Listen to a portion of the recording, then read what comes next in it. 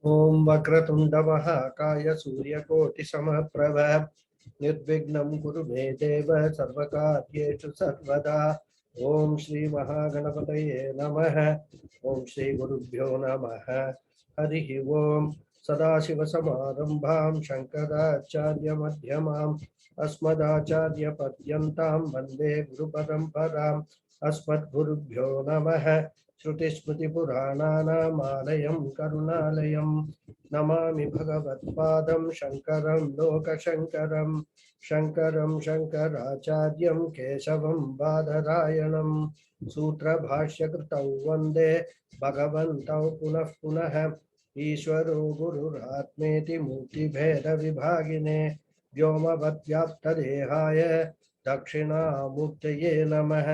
ओम श्री मेधा दक्षिणामूर्ति स्वामिने नमः।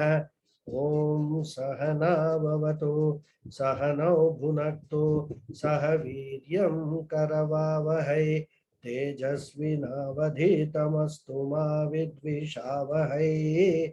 ओम शांति शांति शांति। हरिः ओम श्री गुरुभ्यो नमः। हरिः ओम। ओम पार्थाय प्रतिबोधितां भगवता नारायणेन स्वयं व्यासेन ग्रथितां पुराणमुनिना मध्ये महाभारतम् अद्वैतामृतवर्षिणीं भगवतीम् अष्टादशाध्यायिनीम् अम्ब त्वामनुसन्धधामि भगवद्गीते भवद्वेषिणीम् यं ब्रह्मा वरुणेन्द्र रुद्रमरुतः स्तुन्वन्ति दिव्यैस्तवैः वेदैः साङ्कपनक्रमोपनिषदैः गायन्ति यं सामगाः ध्यानावस्थिततद्गतेन मनसा पश्यन्ति यं योगिनः यस्यान्तं न विदुःसुरासुरगणाः देवाय तस्मै नमः। Namaste once again everyone. Namaste Guruji. जातस्य हि ध्रुवो मृत्युः ध्रुवं जन्म मृतस्य च तस्मात् अपरिहार्येऽर्थे न त्वं शोचितुमर्हसि. So this was the sloka we were discussing in the last class. And as I was saying here, Bhagavan Krishna is presenting a hypothetical argument to Arjuna. That even if Arjuna does not accept the teachings of Vedanta, which has been given in the previous slokas, up to 12 to 25 slokas, even then, Bhagavan is pointing out that Arjuna ought not to grieve. There is no reason for him to lament. Because there is no possible alternative. One who is born will be gone. Krishna, Rama, and all other avatars, prophets, they were all gone simply because they were born. But to tell somebody on his face certainly makes one sad. It's a fact, it's a reality. So this statement would have made Arjuna also sadder, because everyone he was concerned about had been born, and therefore they will all die. But we can look at it on a different angle. It was not that Arjuna wanted them to be eternally living. He also knew this. Everybody, whoever is born will die. He just wanted them to live a few more years. That's all. So Krishna could have asked, why do you want them to live a few more years? Is there any guarantee that even if they live a little longer, you are also going to survive them? And Krishna will say, this is your problem, Arjuna. You think that you will survive them all, and there is no guarantee for that. Not only Arjuna, this is the problem for all of us also. In fact, Puja Swamiji narrates an interesting story in the tradition about King Parikshit. Many of you will know this story. You would have heard this. And this story is a very classic example of our assumptions about death. Everybody will die, I will not die, kind of. The story goes like this. A curse was placed on King Parikshit that he would die in a week, in 1 week, 7 days he will die. So he goes to Vyasa's son, Shuka. Shuka was a great Jnani, one of the greatest Jnanis that our tradition has known. He was born with Jnana, Shuka. And this King Parikshit told Shuka that he had only 1 week to live. And in response, Shuka just laughs aloud. Then Parikshit is surprised. He said, why are you laughing? I am going to die in a week. Then Shuka explains why he was laughing. He says, you are lucky. You say that you are going to die in a week. That means that you know that you are going to be alive for 7 days. Whereas I myself have no such guarantee. So Arjuna could have died before any of these people for whom he was grieving. Before he even sent out the first shot, he could have had a heart attack and died in the battlefield itself, isn't it? We have seen many footballers and all, they collapse on the football field itself. Of course, they don't have a heart attack, but it is something to do with the heart only. We can call it a heart attack. So anyone can die at any time. When death will come is anyone's guess. But in any case, no one is going to live for a very long anyway, especially when compared to the age of a rock, for example. Rocks and all, we are told by scientists that they are around for millions of years. So in comparison to that, 50, 60, 80 or even 100 years of life is nothing. Because by the time we are 80 or 90, most of our cells are already gone. The rest which are there are old and worn out.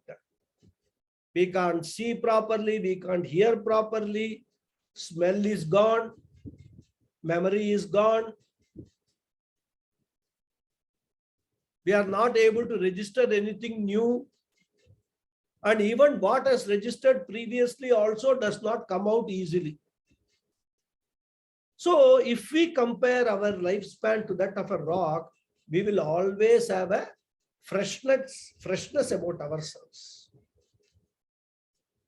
Because we are only very new, we are just very young compared to a rock. And Puja Swamiji says the calcium and other minerals in our bones definitely have a better story to tell. At least they have a story to tell, but what story do we have? Therefore, this body is nothing but a few things brought and put together, which will necessarily fall apart in a relatively short span of time.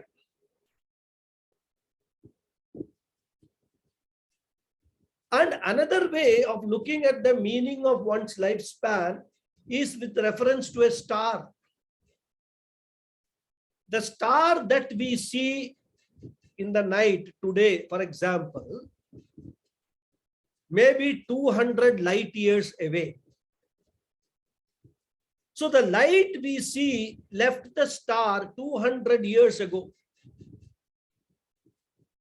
During the time that it took the light to reach our eyes, the star might have died. This means that even though we see the light of the star, today we see the light, the star may already be dead. So when we are talking about death and all that, we must remember all these, facts of nature, because nothing travels as fast as light, as far as we know. At least today, science is of course making progress. All our concepts of time are all related to the speed of light. It's all relative.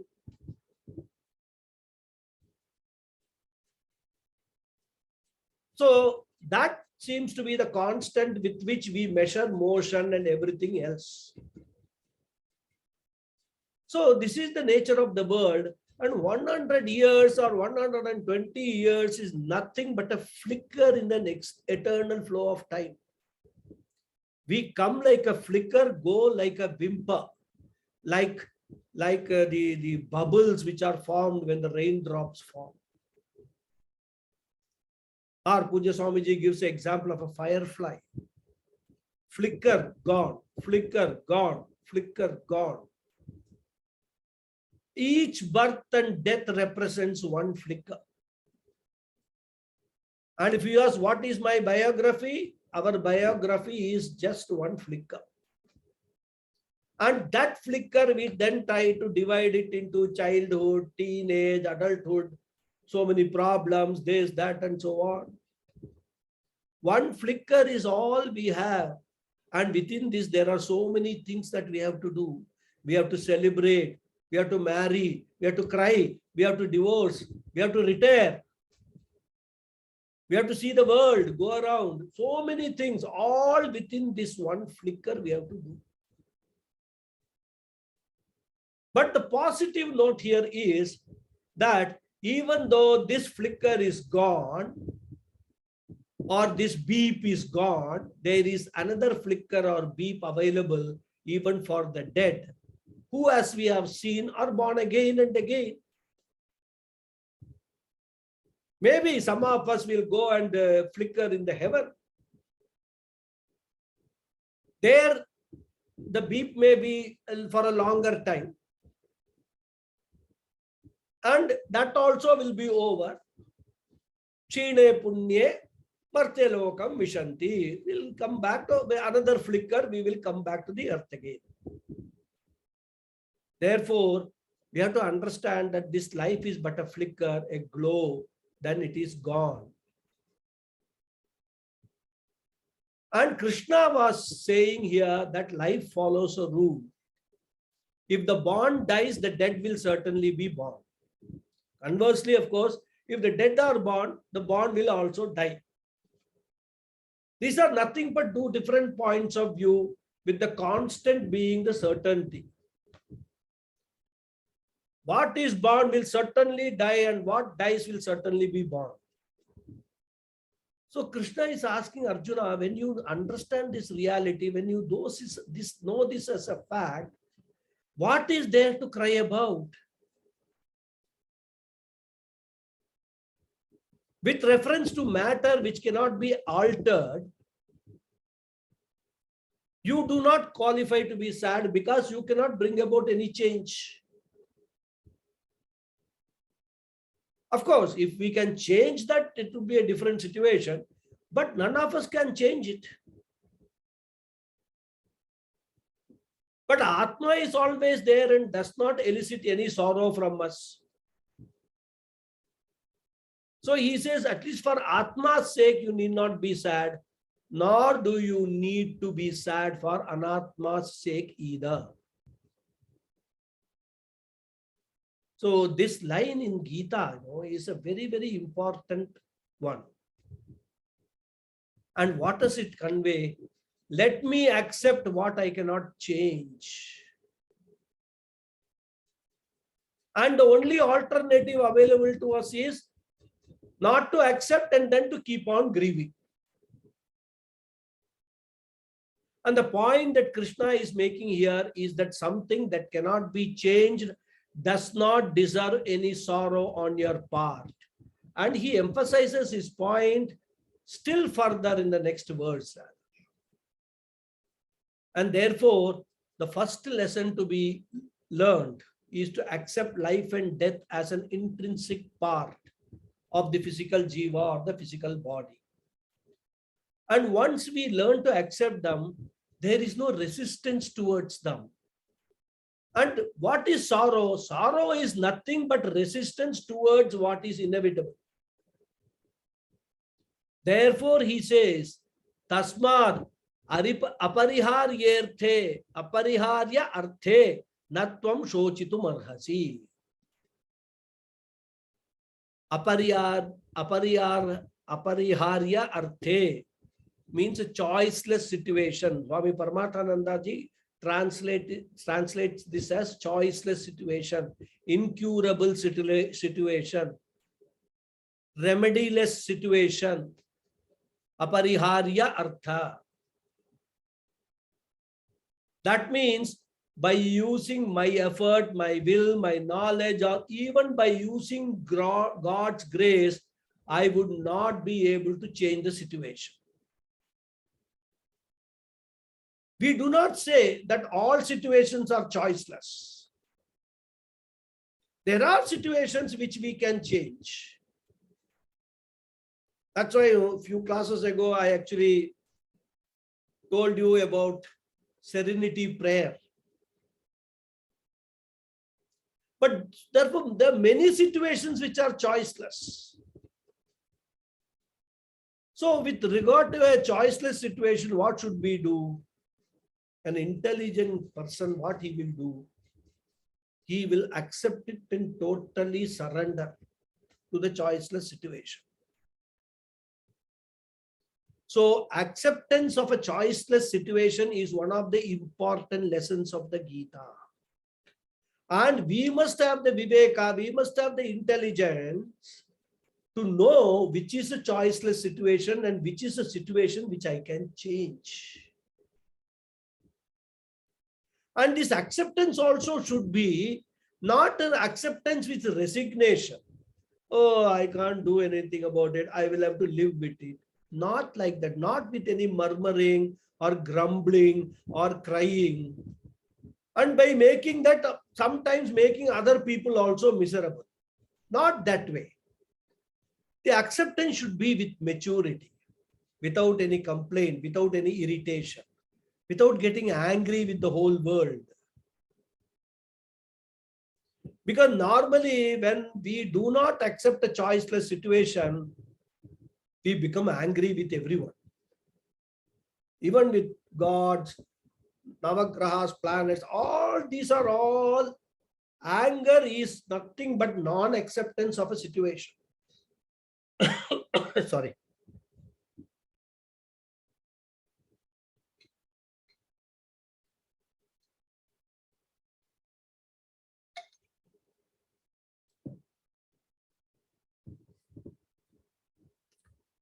And suppose a person says, I would love to accept, but I am not able to accept. What to do?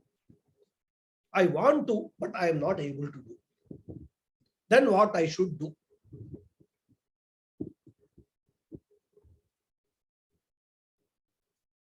There is only one way for that. Because you cannot change a choiceless situation. You are not able to accept it also. So what can you do?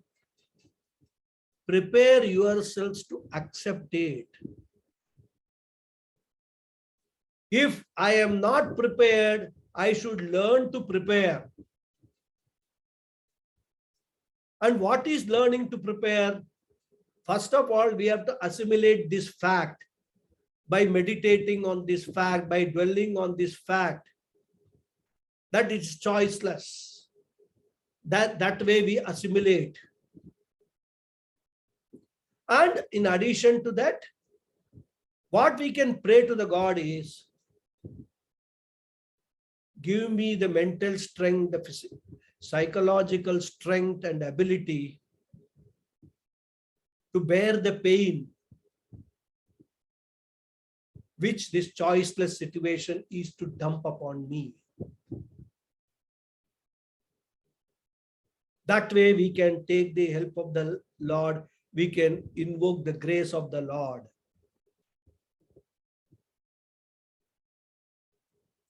Because if you understand Vedanta, what is Lord? Lord is nothing but our own higher potential or power, para prakriti. So whenever we pray to the Lord, what are we doing? We are tapping our own immunity system, our psychological immunity system, our own inner power, our inner potential we are tapping when we pray to the God. Therefore, by wisdom and surrender, by assimilation and surrender, strengthen the mind so that we can accept all choiceless situations. And this is what Krishna is trying to tell Arjuna.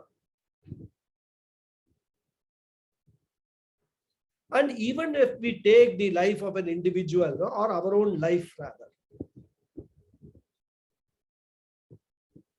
we will find that the choiceless situations are more than the choiceful situations.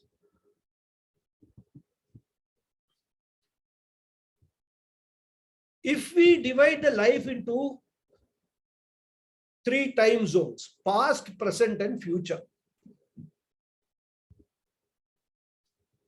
we will find that our entire past is a choiceless situation.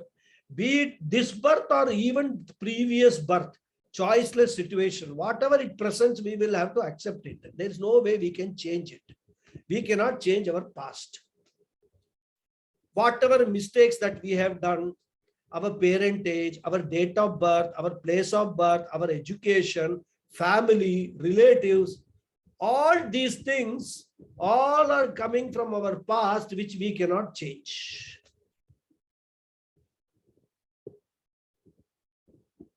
There are many who lose their parents in their childhood and are brought up by somebody else. They may lack parental love. Many things could have happened in their life, like ill treatment. But all these things are past, which cannot be changed. So we should learn to accept our past, and whatever damage is done to our mind, we can try to retrieve or change our response. But the past cannot be changed. What we can at best do is, we can change our response to the past. So out of 3 time zones, choiceless situation, 1/3 is gone, past is gone. We cannot do anything about the past. So out of 3, 1/3 is gone. What about the present? Present is also a choiceless situation. Because what is present? Present is that which is already present. That we are all in the middle of this class, we cannot change that fact, isn't it? Because it is already on and it's an obtaining fact. Next moment or next 5 minutes, you want to continue sitting in the class or not, that is your choice or my choice. But the present moment, we are already there. We cannot alter that fact. Therefore, any movement, the present is already presented to us, and that is choiceless. So present also is choiceless. 2/3 is gone. Out of 3 time zones, past is gone, present is gone as choiceless. This is, we have to, Vedanta, prompts us to think about on these lines. And that is why we come to understand what is reality. What is the next one? Future. With regard to the future also, let us see how much choice do we have. There are many facts over which we have no choice at all. For example, that we are going to grow old in future, there is no choice. Even though we may feel that, oh, by doing so many things and dieting and all that, I am growing younger. But the reality is, whether we like it or not, old age, death, separation, consequent separation, All these things will happen. And because of that, all of them are choiceless. So there are many situations which will come in future. It will be choiceless. We can't avoid it. There are few situations. For example, we can plan for our responses for choiceless situations that we will face, we will encounter in the future. We can do that. That is within our control. We may not be able to change our old day, becoming old, but we can plan how we are going to lead our life in old age. That is within our control. Therefore, if we look at the future also, there are many things which are there. In fact, a big chunk of the future is choiceless. Therefore, the past is choiceless, present is choiceless, and part of the future is also choiceless. So, what should we do? We have a choice only in a small part of the future. Even if we think, okay, we have a choice whether to eat tonight or not. Those choices also, if you actually look at it, they are not very, very grave choices. There are few choiceful situations, but most of the situations we will find in the future also choiceless situations. So choiceless situations are many. Therefore, the first lesson we should learn in life is to learn to gracefully accept the choiceless.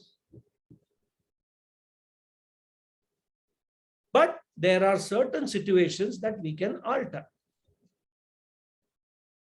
As we keep on saying, Bhagavan has given us a free will, and even our fate can be changed in certain cases.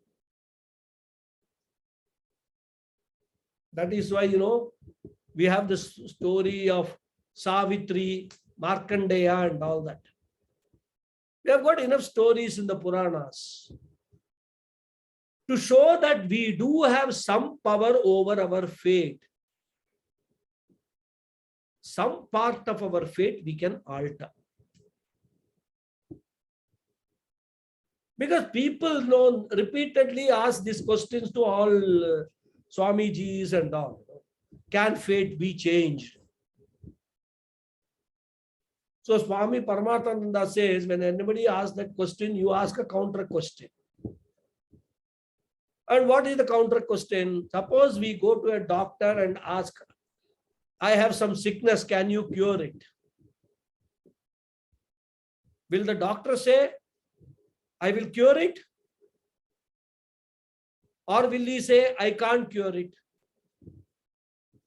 Doctor will not say either of them. Before answering, he will say, I will see what type of disease it is. In certain types of diseases, he will say, there is nothing to worry, I can cure you completely. It only requires a minor surgery. If it is done, the rest of your life, you will be fine. Then there are certain diseases which cannot be completely cured.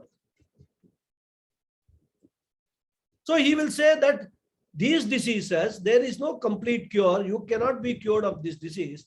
But we have got certain medicines, and using those medicines and also certain lifestyle changes that you make, you can keep the problem under control. You can manage your life. For example, diabetes, hypertension, these kind of things. You can manage to survive. And there are certain diseases the doctor will say, I have no cure. It's a written off case. You have 6 months to live or 8 months to live or whatever it is. You can now do your prayers, go to whatever temples you want to do. You have got limited time. Enjoy your life the way you want to do. Therefore, Any cure for any disease will depend upon the intensity of the disease, either total cure or partial cure or no cure. Similarly, our fate is also of three types. Our karmas are of three types. Whenever I say fate, you must understand it as karma phala. Certain types of karma phala or fate are totally curable by doing remedies like prayas, chitta, prayer, etc. There are certain types of karmas which we cannot totally avoid, but we can manage. And there are certain types of fate we cannot do anything about. But unlike in the case of the medical example and the doctor's knowledge, in this case, the tragedy is, or the unfortunate thing is, that we do not know to which category our fate belongs. Therefore, we always assume there is a remedy. And whoever prescribes whatever remedy, we take to that remedy. But we should remember that even when there is a remedy, it will take time. And until the remedy works, the situation is choiceless. Therefore, what we have to do, keep on taking the medicine, accept the choiceless situation until the remedy works. So if you look at our life, the occurrence of the choiceless situations is really much more than the choiceful situations rather. And therefore, the most important attitude in life, which is what Krishna is now teaching Arjuna, is acceptance of the choiceless. Hey Arjuna, apariharye arthe, with regards to choiceless situation, which is a known fact, tvam shochitum na arhasi, you ought not to grieve. Do not grieve. If it is a choiceful situation, act. If it is choiceless, accept. Therefore, all our lives are nothing but a series of actions and acceptance. And in this, where is the room for grief?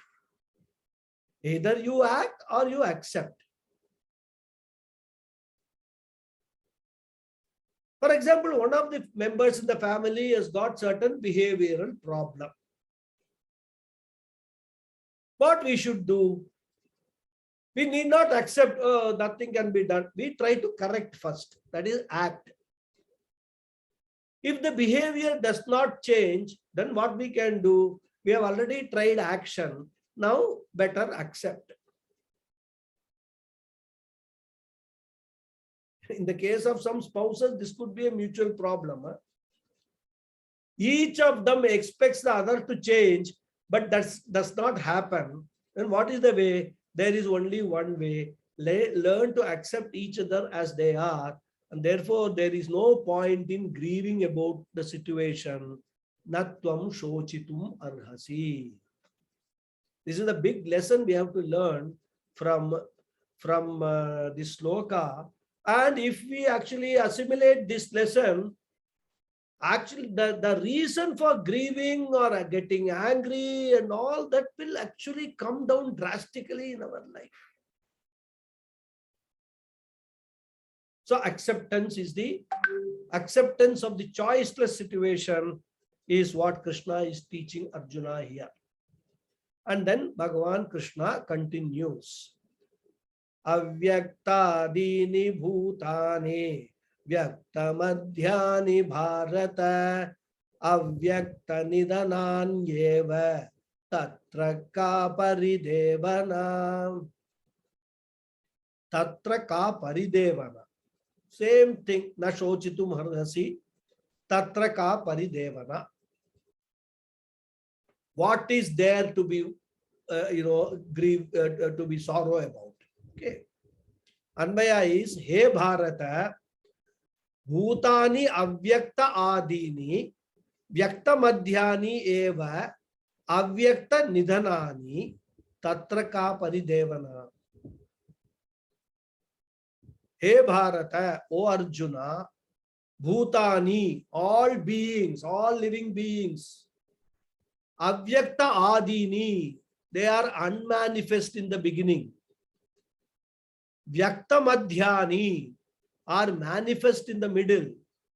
Eva Avyakta Nidhanani, and they are unmanifest in the end. This is the life cycle of all beings. Given that, tatra, in that, ka, what is the use of paridevana, grieving? So, O Arjuna, all beings are unmanifest in the beginning, are manifest in the middle, and unmanifest in the end. So, what is the use of grieving over them? So, he is continuing, Bhagavan Krishna is continuing his theme of why we don't have any reason to grieve over anything in this life. It is not a philosophical thing now he is talking about. He is talking about practical things like birth and death, the phenomenon of birth and death. Because if we understand the birth and death very clearly, the sting or the impact of those two or their capacity to hurt us will be radically reduced. And after all, ignorance creates a lot of projections. Somebody has nicely said, ignorance is the dark room in which all the negatives are developed. Think of it. We develop negatives in the dark room in the photography. Similarly, ignorance is the dark room in which we all negative, things, negative thinking, negative ideas are all developed. In our mind also, all raga, dvesha, kama, krodha, lobha are all very well developed because it is what? Tamasa vyaptam. Tamasa vyaptam means clouded, pervaded by ignorance. Therefore, Arjuna, if you understand the phenomenon of birth and death, your fear would go away, or at least it will become less. And what is that understanding? This understanding is very simple.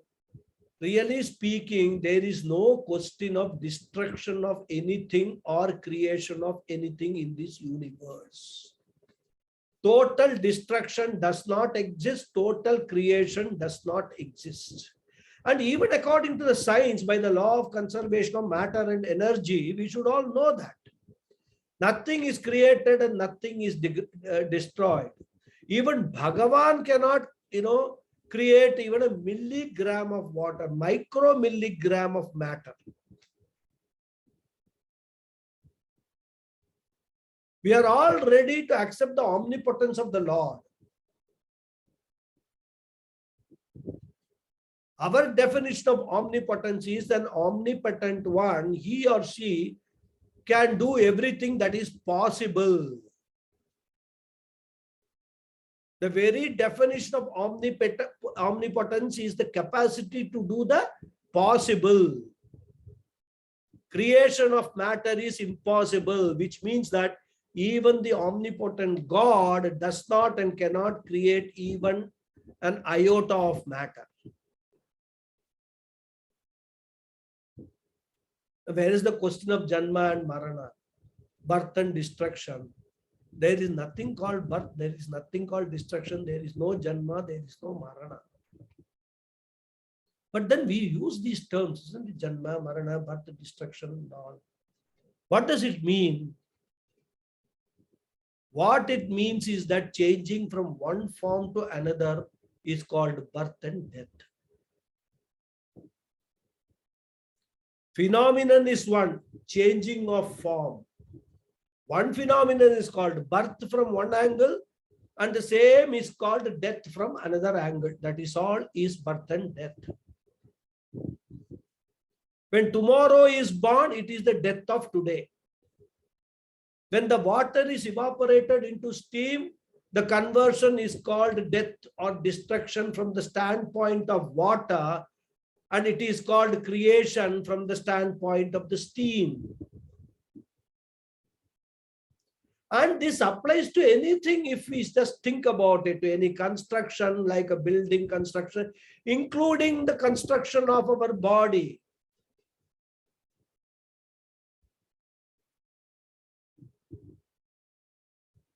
If you look at it, what is birth and growth of this body? It is the destruction of the food that we consume and the construction of this body. So the food that we consume gets destroyed, and whatever comes out of it, our body gets constructed. So what is it all? It's all changing from one form to another form. The previous condition is called unmanifest. The present condition is called manifest. Therefore, he says, Bhutani Avyaktadhini, all physical bodies existed before. All our physical bodies existed before, even before this creation came. Pralaya Kale, before the Big Bang, as the scientists will say. All our bodies existed. But in what form? Not in this form, but in a potential form. Scientists may like to call it energy and all that. In Vedanta, we call it Prakriti. Prakriti means the most rudimentary form of matter, which is not even energy. Vedanta reduces energy to the most fundamental form. Because we all know energy exists at least in 4 or 5 different forms. So we have to condense all these energies and convert them into one basic form. Science is going towards it. The latest research which is going on is exactly this only. They are trying to condense all energies to try to derive one basic form of energy. And that basic form in Vedanta is called Prakriti, or it is called Avyaktam, or Maya, or Shakti. So many names are given in our scriptures. A tree exists before it became a tree, but in an unmanifest form in the seed. So what was unmanifest in the seed is what becomes manifest as a tree. If we observe nature and see the entire nature functioning, we will understand everything about our own body also. So in due course of time, all those unmanifest matter or particle, they have all condensed to form this body, which is now in a visible condition, Vyaktamadhyani. So for a few years, this will be Vyakta.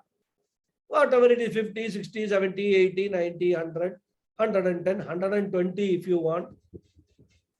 That's a human. There are animals which live for like tortoise and all, they say 300 years and all they live. So depending upon that, one may live like that. But one day what will happen? Avyakta nidhanani eva. Again, all those bodies will go back into invisible, unmanifest condition.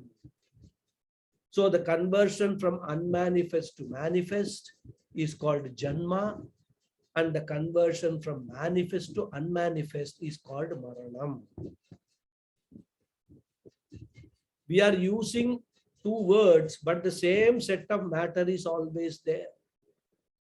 And therefore, Krishna says, Bhutani means all beings here, representing the bodies, Sharirani. They are Avyakta Adini, unmanifest before. Vyakta Madhyani is manifest in the middle. avyakta nidhanani again will become unmanifest. What we were before our date of birth, we do not know. Thank God we don't know. If we had known, it would have probably caused us more trauma in this life. And again, what is going to happen after our death, that also we do not know. So between the two big unknowns, there is a temporary known existence for a brief period, which is called life. No one can change this cycle. Therefore, what is the use of worrying about it? Tatra ka paridevana. So Bhagavan is again emphasizing, Arjuna, you should not worry about that. Make use of this life in the fullest form. Do what is to be done at any given time instead of sitting and worrying. So the question is, if this be the case, what is there to lament about?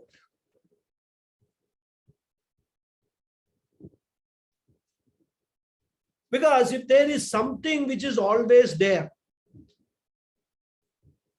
and that thing has got a problem, then there is a point in worrying about it or lamenting about it. However, what is not subject to lamentation, because the is the truth, is the satya, it is the reality, it is the limitless ananda. When it is a limitless ananda, it cannot be subject to lamentation at all or grief at all. Whatever else may be there is also not worth lamenting about. That's what he says. But the fact of the matter is, our experience is people do lament. They do grieve. So even though life is just a beep in the eternal flow of time, people do have problems. They are concerned about their childhood, they are married, their old age, retirement, what will happen to them after their retirement. So within that one beep, all these divisions are made. And Puja Swamiji says people continue to lament only because of self-ignorance. And this ignorance remains because there is no means of knowledge for knowing the self. The orientation of an individual is what? I am small, I am nobody.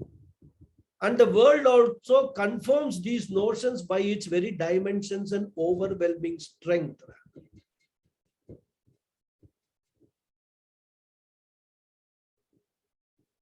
Because we have a particular dimension and we have limited powers, we find that sometimes we are helpless even against bugs and mosquitoes and certain other forces which we find are overwhelmingly strong against us. Again, choiceless situations, many of them. We have to conform to those forces. And against those forces, we feel that we are nobody. So what happens is, everything that we come across in our life confirms our notion that we are small. And Puja Swamiji says that this conclusion about the I is the problem.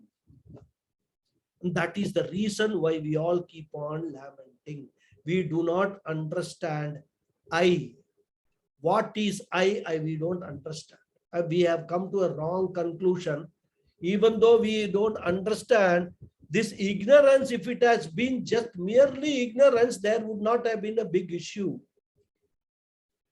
But what has happened is, we tend to, because we don't like ignorance, we tend to replace that ignorance with certain misconceived notions about ourselves. And it is that misconceived notions about ourselves creates all problems for us in our life. If it was only ignorance, it would not have been a problem. But The misconceived notions, they arise from ignorance, but they are the ones which are causing the problems. So all these things are all matters or ideas, concepts, I wouldn't say, or facts which we have to meditate upon. We have to think about these things. How do we overcome all this feeling that I am a limited being? Is to bring these facts into the mind. Think about it. Very rationally think about it. Keep all emotions aside.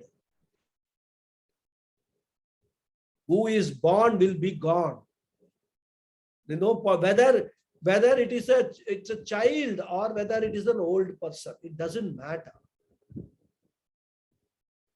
That is the reality. So that is what we have to assimilate, this reality. And then Bhagavan Krishna continues. Now he points out a very beautiful thing. Ascharyavat pashyati kaschidenam Ascharyavat vadati tataiva chanyah Ascharyavat chainamanya shrunoti Shrutvapyenam vedana chaiva kaschit. Very nice sloka, set in a different meter. You would have noticed. So the anvaya of this sloka is kaschit enam ascharyavat pashyati tata evacha anyah enam ascharyavat vadati anyah cha enam ascharyavat shrunoti shrutva api cha kaschit evana veda. Very nice sloka. So in this verse, basically it's a 29th verse, because earlier Bhagavan Krishna 12 to 25, he talked about what gave the teaching of what is Atma Jnana, what is Atma, and what is Anatma, and all that he gave the Jnana. From the sloka 26 to this 29, these 4 slokas, he is now trying to summarize this entire teaching and presenting it with a certain dimension for us to assimilate this fact.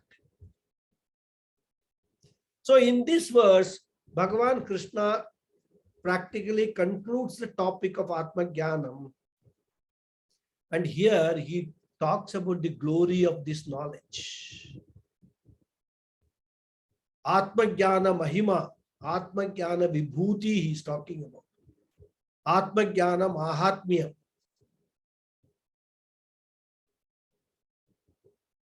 And what is the glory of this knowledge?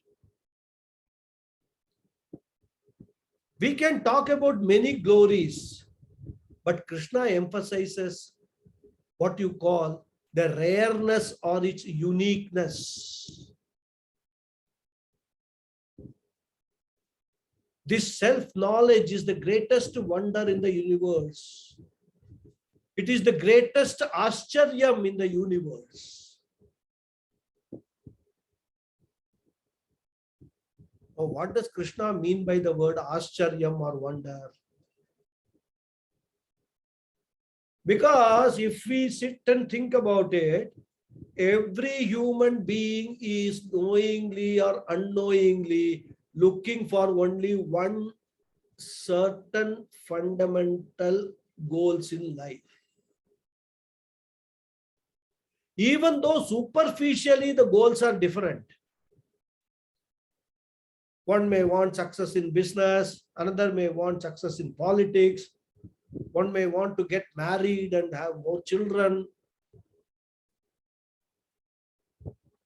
All these goals, they are all superficially different, but fundamentally the goals are same alone. And what is that? A sense of fulfillment in life.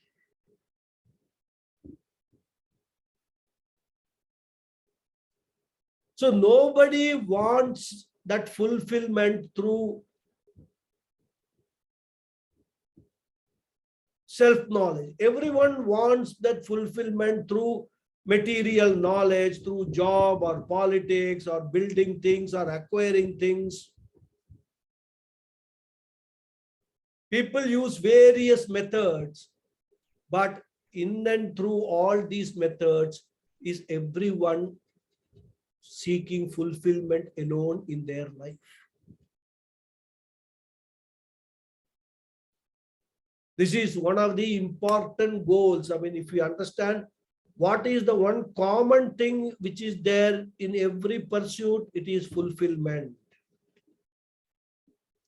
And of course, there is one more second basic goal, which is sense of discovery of security. Because everybody suffers from constant sense of insecurity.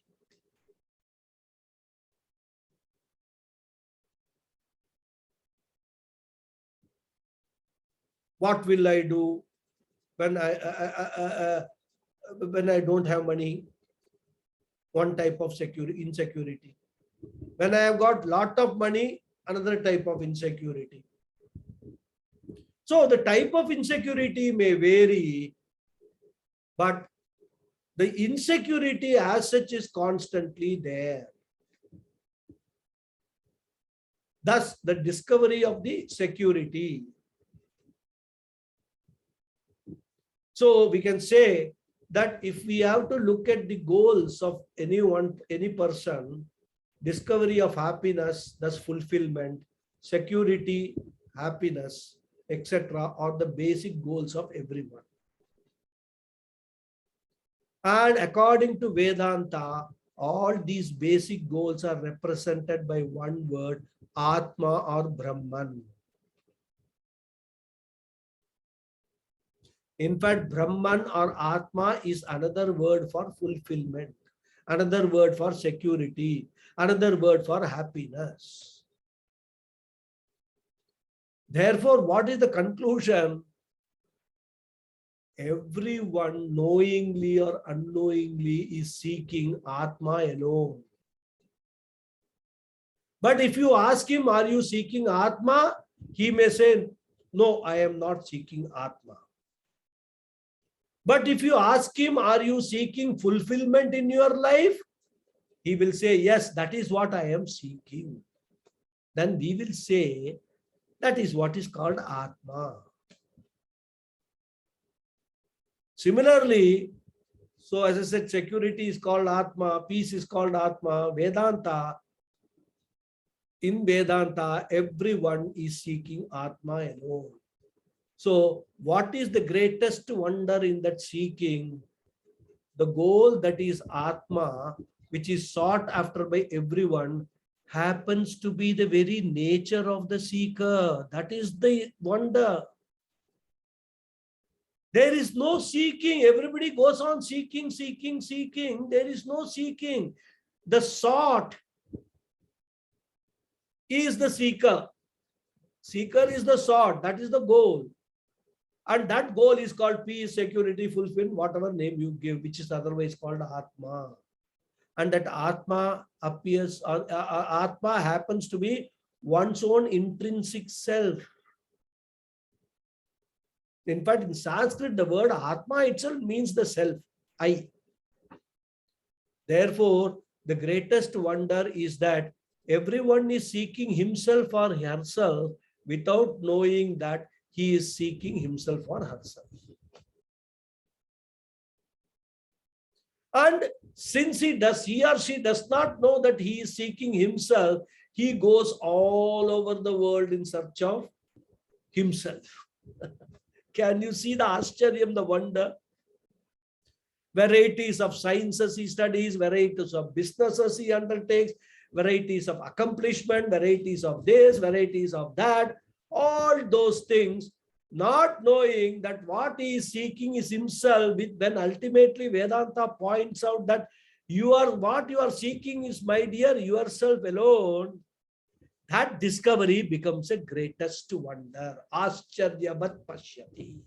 Ascharyavat vadati, Ascharyavat shrunoti. This is, we'll continue in the next class. It's a very important, very interesting sloka we have to understand. Okay. Om Purnamadav Purnamidam Purnat Purnamudachyate Purnasya Purnamadhaya Purnameva Vasishyate. Om Shanti Shanti Shanti. Harihi Om Shri Gurubhyo Namaha. Harihi Om. Thank you all very much. Thank you, Guruji. Thank you, Mama. Thank you, Guruji. Thank you. Namaskaram. Namaskaram. Thank you. Thank you, Guruji. 1 second, I'll take a call. Somebody has been trying to reach me. Hello. Yes. हाँ बोलिए. Hello. Good evening.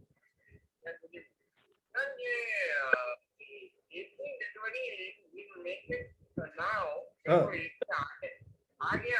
ठीक है.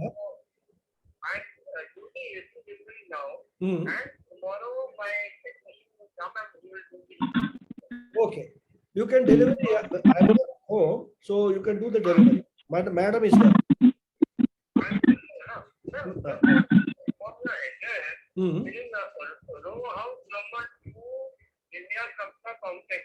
Correct. Correct.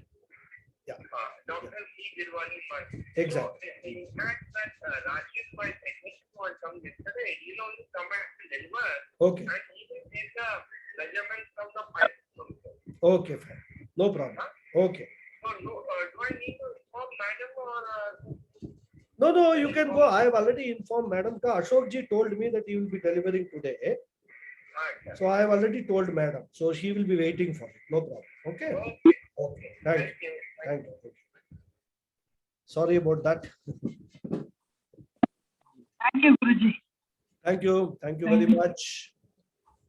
So Thank you, Guruji. thank you. Thank you. When you talked about the negative dark room, in the modern days, there's nothing negative at all.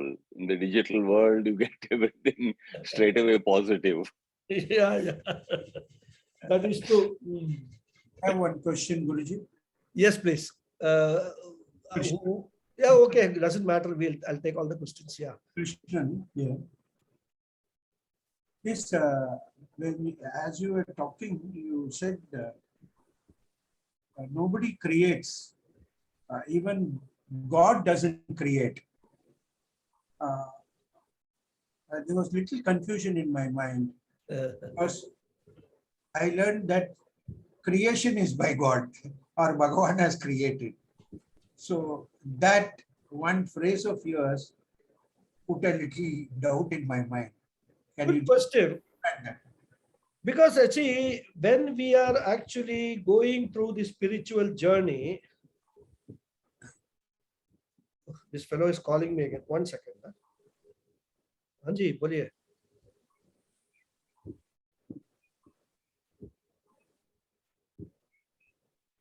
किसमें?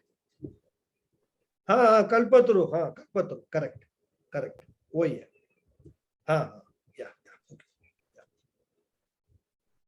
See, when we are talking about, or when we go through a spiritual journey, initially we are told that God has created this entire universe, right?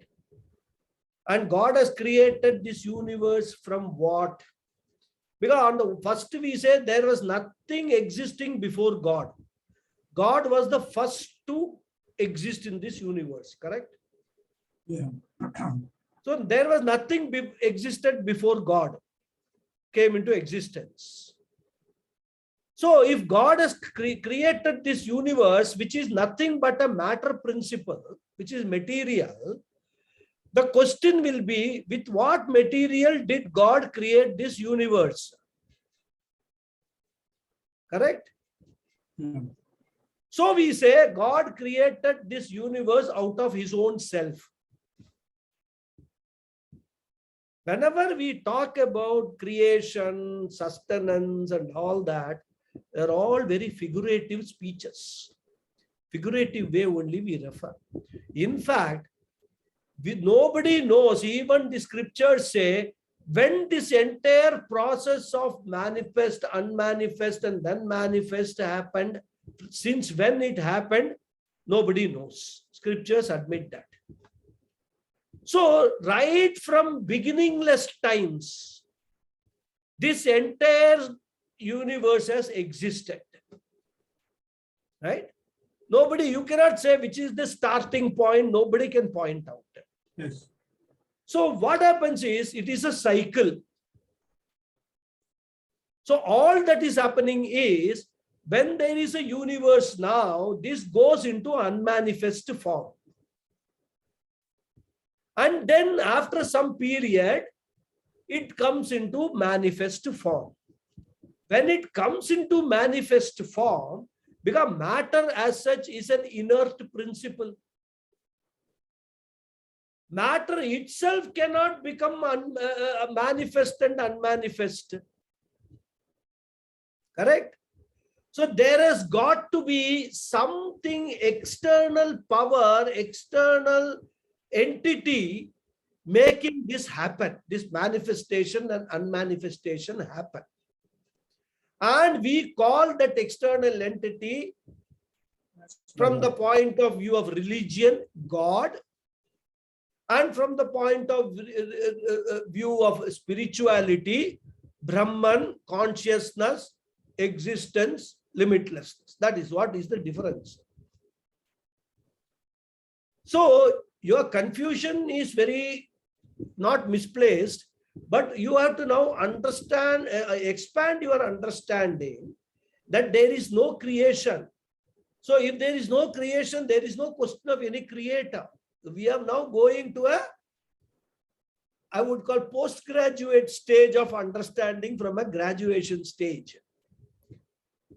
What we mean by a creator is only the one being consciousness.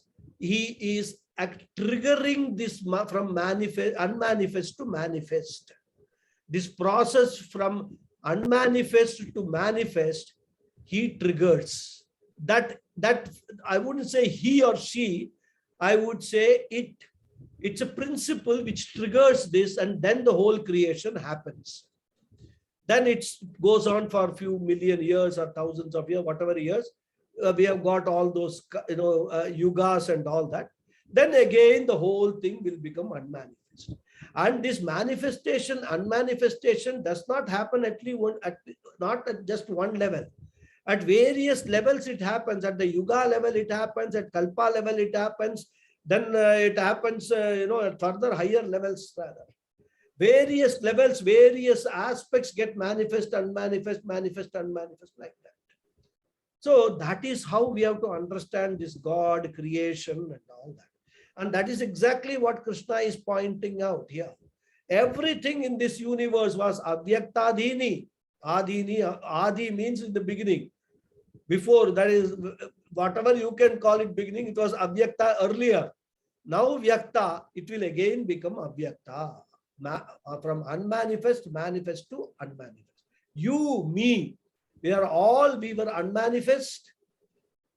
From unmanifest, we were in what form? We were in the form of a seed in our father. And it is in that seed, our entire DNA was there. You can't even see it. You have to use an electronic microscope to see that. And today we are 6 feet height and weight, 90 kilos weight and all. It all come from that Avyakta Dini to Vyakta. And we will again go back to that only. That is how we have to understand. Have I made your question clear? Many times I confuse people more than clarify it. But it's a question of understanding. I mean, at the end of the day, we have, as I said, we have gone to the next level of understanding. Eventually, we will come to a stage where there is nothing. All this is mithya. There is only one Brahman alone. Nothing else is there. Eventually, that will be there. Even all Vedas, scriptures, everything are all non-existent. We will come to that conclusion. Non-existent means dependent. What is that? Dependently existent. Is there any supplementary question? No, Guruji, I need one more session on this, I think. You have to think about it a lot. You have to introspect a lot. So this cannot sink in just one or two talks or just listening to one or two lectures. You have to think about it a lot.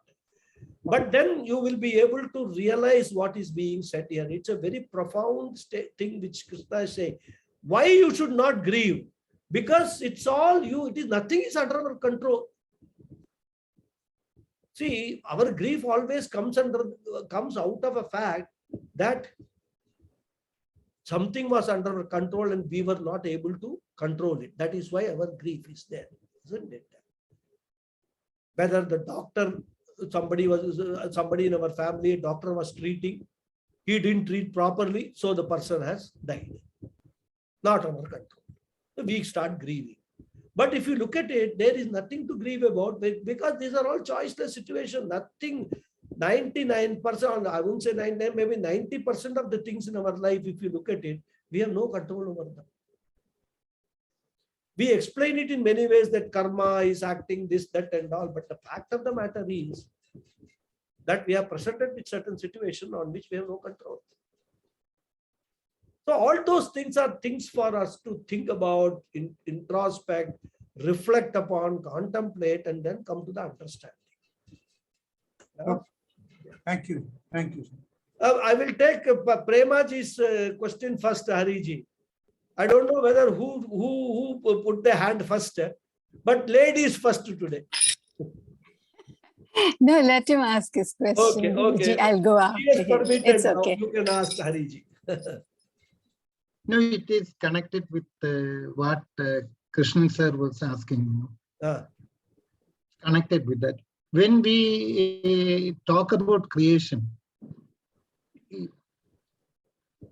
if it is a real creation, that means there is a creator and created are different. That means a duality comes. So if we take the spider as an example, for creation of the spider web, both the material and efficient cost is spider. So like that in the case of the creation of the universe, both the material cost and the efficient cost is Brahman. Correct. So there is no difference between the creator. So in that way, there is nothing called creation. It is only a yeah, exactly. You're right. I mean, there is nothing called creation. It is all something that we have actually superimposed certain ideas on this. It is just like, there is nothing called sunrise and sunset, but we have superimposed certain idea of rising and setting on the sun. And we do celebrate all that. Oh, sun is rising, sun is not doing anything. It is just staying there only. Yeah. Somewhere I have read so it is like that only. So this all requires a lot of thinking, lot of understanding. Deep thinking is required, and you have to think about all these things, not reading a book or watching something. You have to do meditation, contemplation, and think about all these. Then somewhere I have read that when the material cost and the efficient cost becomes one, that is called mithya. In case of universe, since the material cost and the efficient cost is Brahman, that is the reason why we call universe as mithya. No. That is not the reason, because the universe is mithya because there is only one Satyam. Yeah. That is all. Because the Brahman is alone the Satyam, nothing else is there to call Satyam. That is why it is mithya. That's all. So that is how it is. Okay. Yes, Premaji. Guruji, this is a question that came from the Preta Sharira, Paraita, that which is in transit. There, the shirt is taken off and the new shirt is being, the clothing has been taken off, and the new one. So the new one is being made. So a very strange thing happened this week. I had to go to a funeral, This person was really searching. He was born a Jaina. He converted to Baha'i, and then he converted to Buddhism. Then he went to be Presbyterian. Then he went to yoga, and then finally he went to Satya Sai Baba. And then some unethical Brahmin told him that his search is all wrong. He should become a Brahmin, and made him a Brahmin. And he continued to believe for the past 25 years and started to do karma kanda, whether he knew it or not. And when the time came to do the rituals for the cremation, of course, he needed a Hindu priest. And the Hindu priest gave him the gotram of Shah Gotram, because he was a Jaina. And then he did, I'm not quite sure what the ceremonies were, where he put rice and ghee and all kinds of stuff.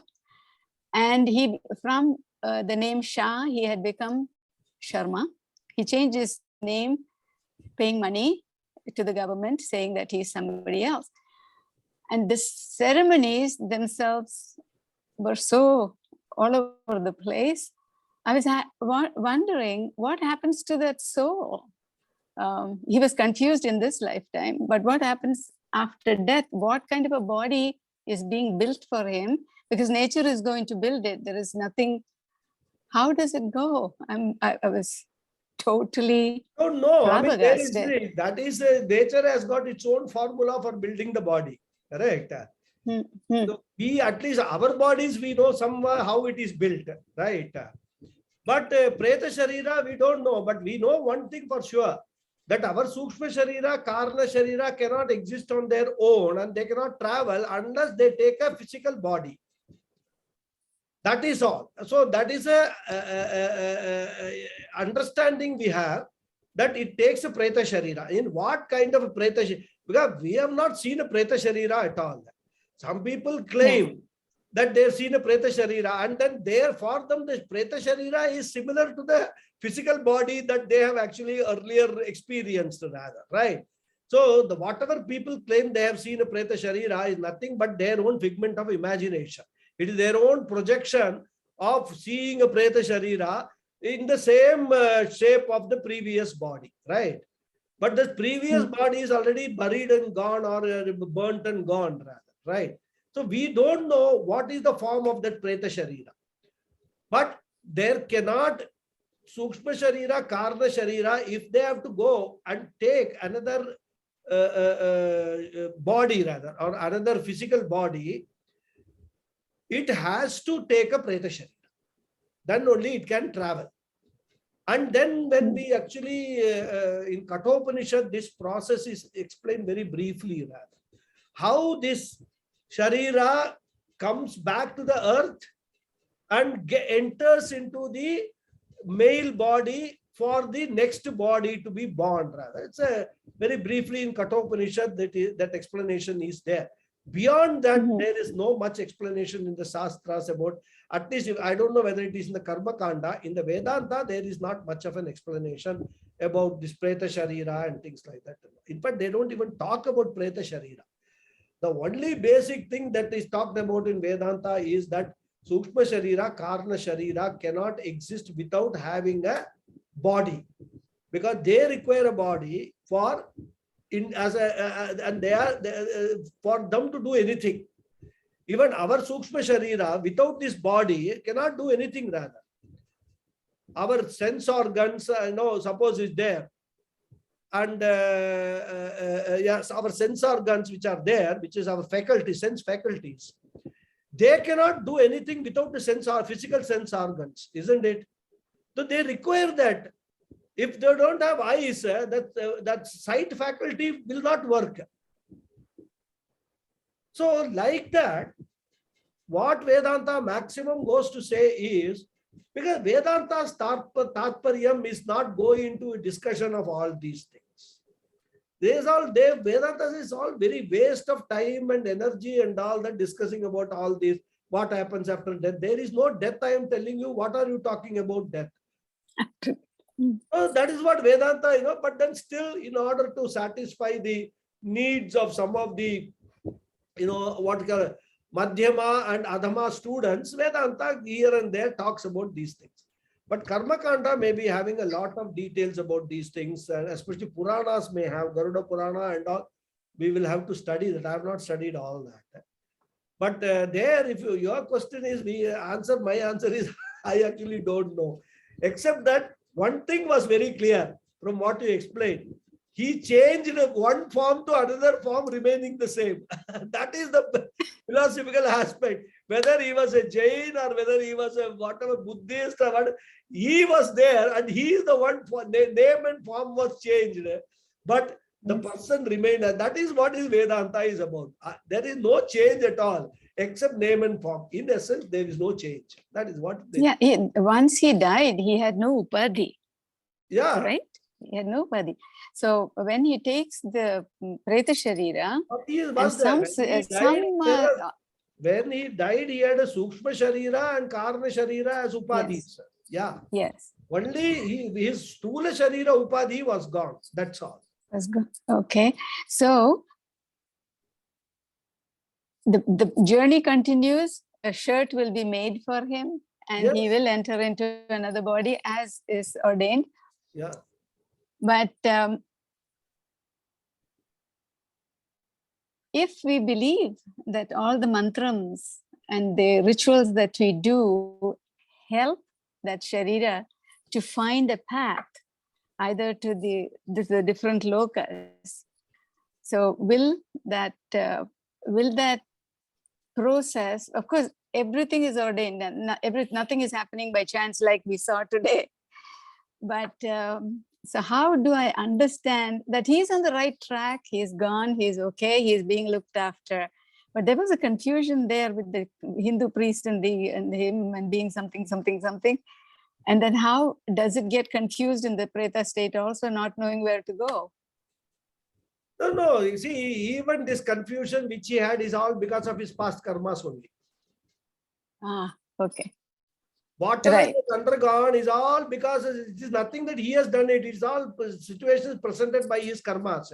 Similarly, whatever karmas take him to what kind of a Preta Sharira he has to get, that will be determined by that. See, all these mantras and all, they are all very positive kind of things to help if it is possible to help. It is just like here, somebody is on a deathbed and we all chant, Mrityunjaya mantra and we pray and things like that and all. Is it going to change the fact whether that person is going to die or not? The answer is no. But from our point of view, for development of our own spirituality and becoming more spiritually mature, we pray. Because that prayer brings about a sense of compassion in us, a sympathy, right? Somebody is suffering.